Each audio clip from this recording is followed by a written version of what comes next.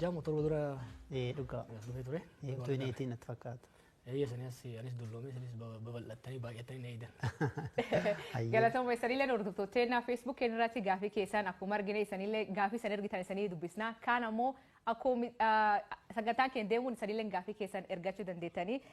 Jawar yoo gaafii keenya jalqabne ati nam siyaasaa beekamaa Itoophiyaa keessa addunyaa keessallee guddoo beekamu waggaa 3 dura eegimanidhaatii baatamu guddum callifte.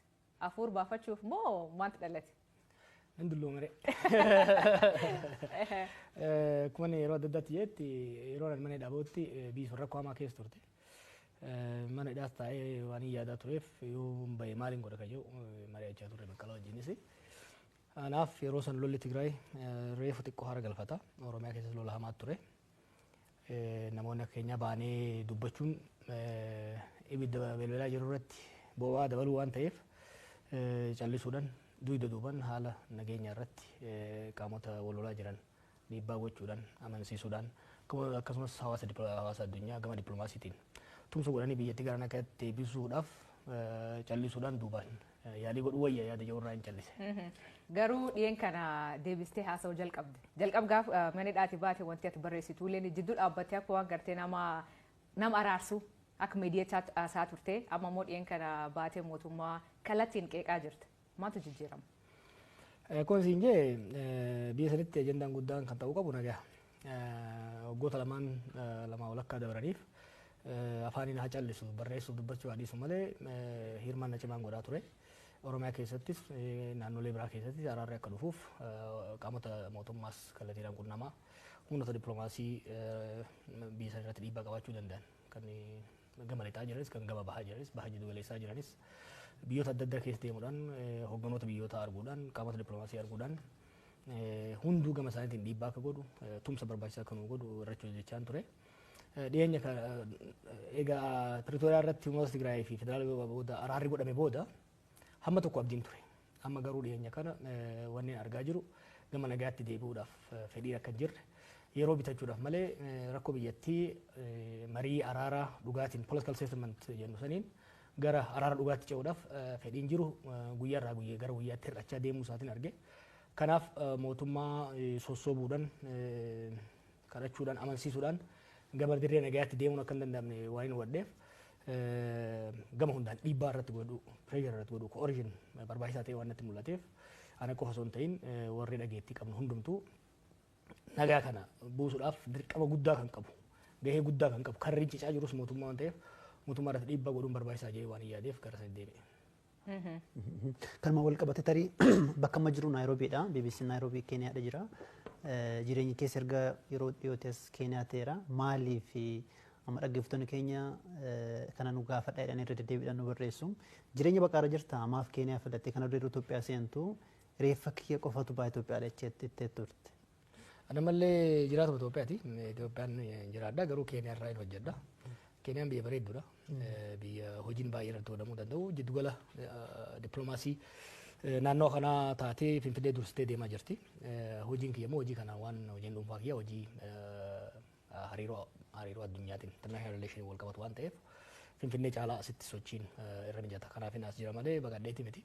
Yeroo ji'aan akkas Finfinnee deddeebi'a maatiin kiyya as jiru malee baqadheeti miti. Kana dubboo Baqqala Garbaan nageenya kiyyaaf na yaadda jedhanii Ameerikaa dhaqanii gasii galtummaa gaafachuu isaanii ifa godhaniiru. Tarii rakkoo yaaddoo nageenyaa qabdaati. Yaaddoo nageenyaa nama dulloome. Kana caalaa na hidhanii kana booda du'uma yoon du'es waan gaabbii guddaa irraan qabu. Sanii nageenyaas na galche. Dhugaadhaa akka inni dhaabeen gaaf tokko gara irreecha hoggan deemu. Jeequmsa guddaa uumanii ijoolleen eegdus gara waggaa tokko hidhan. San booda waahillan paartii keessa wajjin jirruuf manguddoota biyyaanis mari'annee biyya san keessatti yaaliin gaaf san godhan deebisanii jeequmsa galchuudhaaf. Akkuma isin jee yeroo hidhaa bahetti sababa kiyyaan rakkoon tokkollee rakkoon biyya sanitti akka deebi'u hin barbaanne. Kanaaf gama Naayiroobii socho'uun hojii kiyyaafillee akka irra wayyaa asin sosocho'ee namoota arguu hin danda'a. Finfinnee sosocho'ee nama arguun baay'ee ulfaataa ture. Kanaaf hojii kiyyaaf akkasumas immoo sababa kiyyaan rakkoon biraa kan uumamne jechuun biyya kana filadhe jechuudha. Gam siyaasa yoo deebinee wani ati reef wani an dubbachuu jalqabee fi dhiibbaa siyaasaa uumuu fi rakkoon Oromiyaa keessa jirtu mootummaan fakkeessuu malee marii araara kana fedhii isaa buusuu akka hin qabne dubbatte. Fakkeenyaaf Oromiyaa keessatti rakkoon guddoon jirtu mootummaa fi waraana bilisummaa Oromoo jidduutti. Dhiyeenya kan kati barreessitee ka fedhii hin qabne mootummaa malee waraana bilisummaa Oromootiin iti jette. Qabii kun lamaan akka waliin dhageenya akka daariin hin buune maaltu danqa?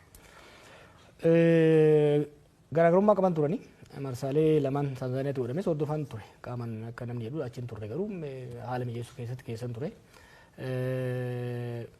Wal shakkii fi wal hubannaa dhabuun gamalachuun jira. Dhiheenya kana garuu marsaa sadaffaa akka godhamuuf yaaliin dippiloomaatota bal'aan godhamaa ture. Yaalii san kan dide waraana bilisummaa Oromooti miti. Kun mootummaadha. Sobuun hin barbaachisu jechuudha. Dhugaadha sossobnee maal goonee araarsuudhaaf hin yaalama. Yeroo ammaa garuu hin barbaachisu waraanaan cabsinaa gariin harka kennee nutti galaa jira. Kan ni cabsina jedhee kan marii araaraa hin barbaadu jedhee mootummaa Itoophiyaati. Kun waan dhoofamuu qabu miti jechuudha. Maaliif irra qaqqabaa yoo deemnu taate fafakkeessan akkasii sun inumaa humna itti horaa dhokachaa akka deeman godhaa jira. Kana saaxilu san qofa osoo hin ta'in naannoo Amaaraatti illee humnoonni naannoo Amaaraa araaraaf qophii qabnaa jedhan. Ani yaadattan barreesseen ture humnoonni naannoo Amaaraa araaraaf qophii ta'uu qabu jennee dhiibbaa yeroo goonutti dippiloomaatonni dhaqanii yeroo gaafatan toleedha isaan. Kan duuba deebi'ee chirichaaruudhaan tokko wajjin tokkoon keessaa bitachuu barbaadu ka araara dhugaadhaatiif gattaa'uun barbaade mootummaadha. Mootummaan amma jiru waan barbaadu maal seete? Lola kan Oromiyaattis, Amaaraattis, Tigraayittis ka uumamuu dura garaagarummaa siyaasattu gara qawweetti nama geesse. Qawween uummata keessaa baatee nageenya akka uumamuu ka barbaadamu taate sababni ijoon sababni bu'uura lolatti nu geesse suni furamuu qaba. Mootummaan kana furuun barbaadu. Mootummaan maal barbaada? Cinaadha fangoo kennee, cinaadha mallaqa kennee, kaan sossobee, kaan dirqisiisee harka kennisiisuu barbaada malee gadi taa'ee marii araaraa gochuun barbaadu. Kun immoo gaaf tokko Jawar galfachuu danda'a, gaaf tokko Ammayyuu galfachuu danda'a, gaaf Garaasrii galfachuu danda'a. Garuu lola biyyattiif sababa kan ta'e rakkoo siyaasaa furuudhaaf mootummaan ammatti fedhii hin qabu jechuudha. Garuu uummanni galuu jira, waraanni garuu jira akka gabaas garaagaraa irratti arginutti godinoota garaagaraa irraa waraanni bilisummaa Oromoo galuu jira jedhanii gabaasanii kunin jijjiirama fiduu danda'a nageenya Oromiyaa keessatti fakkeenyaaf naga buusuu danda'a. Waan tokko ifa ta'uu qaba. Ani Oromiyaa keessatti Itoophiyaa keessatti namni tokko qawwee qabatee bosona keessatti akka hin barbaadu. Osoo hunduu galeen barbaada. Har'a warri mootummaa nagaa jettee jettu tuni gaafa dubbii waraana bilisummaa Oromoo kaasuun biyya alaan ture. Abiy Ahmad aangoo qabatee ji'a tokko hin turre. Gaafa marrooni waraana qabatee Eertiraarraa naannoo Wallaggaa galu ijoollee 30 qofa isa bira jira. Gaafa Abiy aangoo qabatu jechuudha. Gaafa sanirraa kaanee yeroo waannu maal jechaa turan? Torban lamatti daaraa goonaa jedhan. Yeroo 20 torban lamatti daaraa goonaa jedhanitti duula godhan. Akka waan ibiddaatitti bal'ataa Oromiyaa ol ga'ee jechuudha. Maaliif amma wanni amma galchaa jiran kun bu'aa buusuu hin danda'u maaf hin jedhe. Ani godheera bara. 2019 ammayyuu beeka intarviina godhaa ture yeroo sanitti.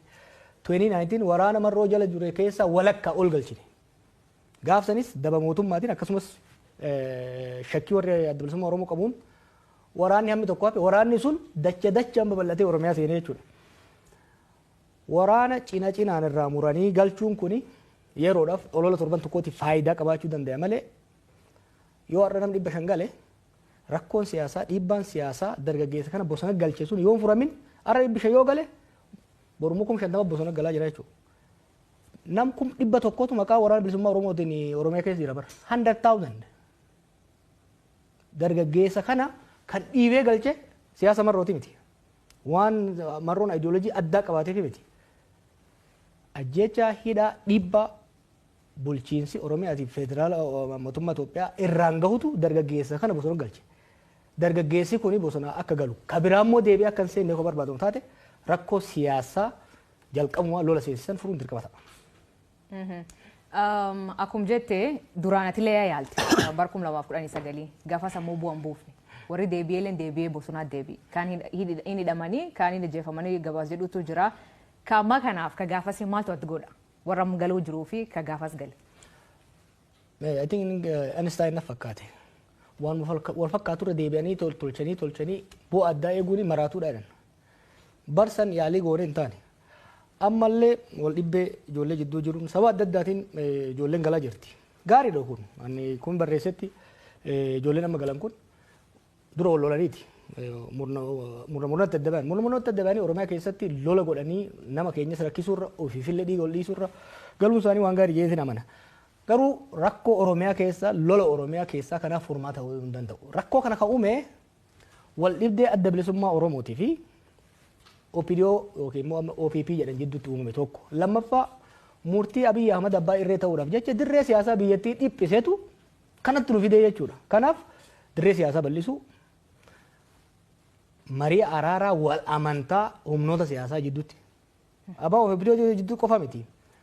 Murnoota Amaaraa wajjinis, murnoota Tigraay wajjinis rakkoolee siyaasaa mariidhaan political bargain godhanii yoo kan furin taate kaarra bosona jiru yoo gale borummoo dachaadhaan galaa jechuudha. Remember abbaa kana hogganaa ture Daawud Ibsaatii fi Abdii Raggaasaati. Daawud Ibsaa siyaasaa hoggana. Abdii Raggaasaa ajajaa waraanaa ture. Isaan Finfinnee galan. Warri shakkite ijoolleen hammi tokko bosona galte jechuudha. Har'a osoo marroonuu galee Oromiyaa keessatti nageenyi bu'uu hin danda'u hamma wal dhibdeen siyaasaa bosona nama galchisuun adda furmaatan argatanitti. Jawar wal dhibdeen siyaasaa kun ni dhiifama ammayyuu akkamiin furamuu danda'a? Fakkeenyaaf gaaf biyya galtanii wanni ijaartanii turtanii baqaan isaa gaaddis hooggansa Oromoo jettanii ijaartan. Paartiilee biyya bulchurraa, paartiilee mormituurraa, jaarrolee ijaartanii walitti fiddan. Kaayyoon isaa maal ture? Maafi baay'ee fi galmaan ga'uu dadhabe? Kaayyoo baay'eef maaf galmaan ga'uu dadhabe? Maaltu jira fakkaate? Akka miti yaada turree fi akka itti abiifaa yaada turan gargar ture. Nuyi sirni abbaa irree EPRDF dadhabee kufee qabsoo uummataatiin kufee warri jijjiirama hoggannee gara fuulduraa dhufes nu warri jijjiirama finnes amma booda walii tumsine wal hubanne walii obsine biyya gara dimokiraasii ceesa hawwii jedhu qabna turre hawwii saniin deema turre. Isaan garuu karoora biraa qabaachaa turan. Ifa ture jalqabuma warraa jechuudha mormaan ture koo beektu. Adadaan isaan irree abbaa irrummaa cimsachaa deeman. Nummoo yaalii irree isaanii san hamma tokko dhiibbaa irra goonee daandii baaburaa gara dimokiraasii geessuurraa akka hin baaneef shaakalaa turre jechuudha. Deemnee ka yaalle sunis wanni hin ta'iniif maali? Nu gaman harkifne isaan gaman harkisanii gaaddisnillee bifataniin laamsha'uu danda'e. Kanaaf rakkoon kana ture.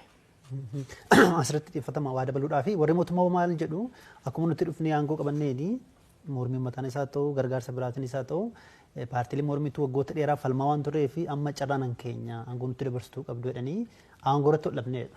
Kanatti paartiilee mormituu irra deddeebiidhaan qeequ. Maal deebiin keenya? Aangoo nuti bee wayyaan irraa fuudhee harka isaan kaa'e. Osoo barbaanne aangoo maal argatu? Dhugaa yoo dubbannu taate jiru Daawud jira Leencoo jira yoo barbaade Abiy waggaa 10 bulchu. Garuu tokko gaafiin uummataa akka deebi'u.